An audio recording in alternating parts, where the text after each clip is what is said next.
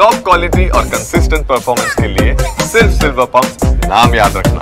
ಇತ್ತ ಪಾಕ್ ಸೇನೆಯಿಂದ ಮತ್ತೆ ಅಪ್ರಚೋದಿತ ಗುಂಡಿನ ದಾಳಿಯನ್ನು ನಡೆಸಲಾಗಿದೆ. ಬರೋಬ್ಬರಿ 8 ದಿನ ಕಳೀತಾ ಇದೆ. ಈಗಲೂ ಕೂಡ ಪಾಕ್ ಸೇನೆಯಿಂದ ಉದ್ಧಟತನ ಮೆರೆಯಲಾಗ್ತಾ ಇದೆ. ಅಪ್ರಚೋದಿತ ಗುಂಡಿನ ದಾಳಿ. ಎಲ್ಒಸಿಯಲ್ಲಿ ಪಾಕ್ನಿಂದ ಮತ್ತೆ ಕದನ ವಿರಾಮ ಉಲ್ಲಂಘನೆ. 8ನೇ ದಿನವೂ ಎಲ್ಒಸಿಯಲ್ಲಿ ಪಾಕ್ನಿಂದ ಗುಂಡಿನ ಮಳೆಗೈಯಲಾಗ್ತಾ ಇದೆ. ಕುಪ್ವಾರ, ಬಾರಾಮುಲ್ಲಾ, ಪೂಂಚ್ ಪ್ರದೇಶದಲ್ಲಿ ಫೈರಿಂಗ್ ಆಗ್ತಾ ಇದೆ. ಭಾರತದ ಸೇನಾ ಶಿಬಿರಗಳನ್ನು ಗುರಿಯಾಗಿಸಿಕೊಂಡು ಇಲ್ಲಿ ಗುಂಡಿನ ದಾಳಿಯನ್ನು ನಡೆಸ್ತಾ ಇದ್ದಾರೆ. ಪಾಕ್ ಸೇನೆಗೆ ತಕ್ಕ ಪ್ರತ್ಯುತ್ತರವನ್ನ ನೀಡ್ತಾ ಇದೆ ಭಾರತೀಯ ಸೇನೆ ಕೂಡ. ಪಾಕ್ ದಾಳಿಗೆ ಪ್ರತಿ ದಾಳಿಯನ್ನು ನಡೆಸಿ ತಿರುಗೇಟನ್ನ ನೀಡ್ತಾ ಇದೆ ಬಿಎಸ್ಎಫ್ ಯೋಧರು.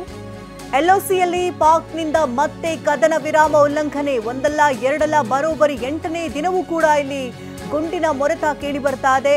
ಎಲ್ಒಸಿಯಲ್ಲಿ ಪಾಕ್ನಿಂದ ಗುಂಡಿನ ದಾಳಿ ನಡೀತಾ ಇದೆ. ಕುಪ್ವಾರ, ಬಾರಾಮುಲ್ಲಾ, ಪೂಂಚ್ ಪ್ರದೇಶದಲ್ಲಿ ಫೈರಿಂಗ್ ನಿರಂತರವಾಗಿ ಆಗ್ತಾ ಇದೆ. ಭಾರತದ ಸೇನಾ ಶಿಬಿರಗಳನ್ನೇ ಇಲ್ಲಿ ಗುರಿಯಾಗಿಸಿಕೊಂಡು ಗುಂಡಿನ ದಾಳಿಯನ್ನ ಮಾಡ್ತಾ ಇದ್ದಾರೆ. ಪಾಕ್ ಸೇನೆಗೆ ಇನ್ನು ಭಾರತೀಯ ಸೇನೆ ಕೂಡ ಪ್ರತ್ಯುತ್ತರವನ್ನ ನೀಡ್ತಾ ಇದೆ. ಪಾಕ್ ದಾಳಿ ಮಾಡಿದಂತಹ ಸಂದರ್ಭದಲ್ಲಿ ತಿರುಗೇಟನ್ನ ಕೊಡಲೇಬೇಕಾಗುತ್ತೆ. ಹಾಗಾಗಿ ಬಿಎಸ್ಎಫ್ ಯೋಧರು ಕೂಡ ಅಲ್ಲಿ ಸಿದ್ಧರಾಗಿದ್ದಾರೆ, ತಿರುಗೇಟನ್ನ ಕೊಡ್ತಾ ಇದ್ದಾರೆ. ಪಾಕ್ ಸೇನೆಯಿಂದ ಮತ್ತೆ ಅಪ್ರಚೋದಿತ ಗುಂಡಿನ ದಾಳಿ. ಒಂದು ಕಡೆ ಈಗಾಗಲೇ ಯಾವ ಕ್ಷಣದಲ್ಲಿ ಏನಾಗುತ್ತೋ ಅನ್ನುವಂಥ ಆತಂಕ ಇಡೀ ಭಾರತೀಯರಲ್ಲಿ ಮನೆ ಮಾಡಿದೆ. ಪಾಕು ಕೂಡ ಈಗಾಗಲೇ ಪುಕ ಪುಕ ಅಂತ ಇದೆ. ಯಾಕೆಂದರೆ ಸಿಂಧೂ ನದಿ ನೀರಿನ ನಿಲ್ಲುವಿಕೆ ಯಾವಾಗ ಆಗುತ್ತೆ ಅಲ್ಲಿ ಏನೋ ಒಂದು ವಾರ ಆಗುತ್ತೆ ಎನ್ನುವಂಥ ಒಂದು ಭಯ ಅಲ್ಲಿ ಶುರುವಾಗ್ಬಿಟ್ಟಿದೆ. ಈಗಾಗಲೇ ಹಲವು ವಿಚಾರಗಳ ಹಿನ್ನೆಲೆಯಲ್ಲಿ ನಿರ್ಬಂಧಗಳನ್ನು ವಿಧಿಸಿಕೊಂಡಿದ್ದಾರೆ.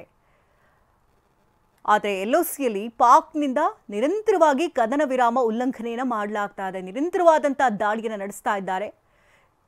8ನೇ ದಿನವೂ ಕೂಡ ಎಲ್ಒಸಿಯಲ್ಲಿ ಪಾಕ್ನಿಂದ ಗುಂಡಿನ ಮಳೆ ಸುರಿಸ್ತಾ ಇದ್ದಾರೆ. ಕುಪ್ವಾರ, ಬಾರಾಮುಲ್ಲಾ, ಪೂಂಚ್ ಪ್ರದೇಶದಲ್ಲಿ ಫೈರಿಂಗ್ ಆಗ್ತಾ ಇದೆ.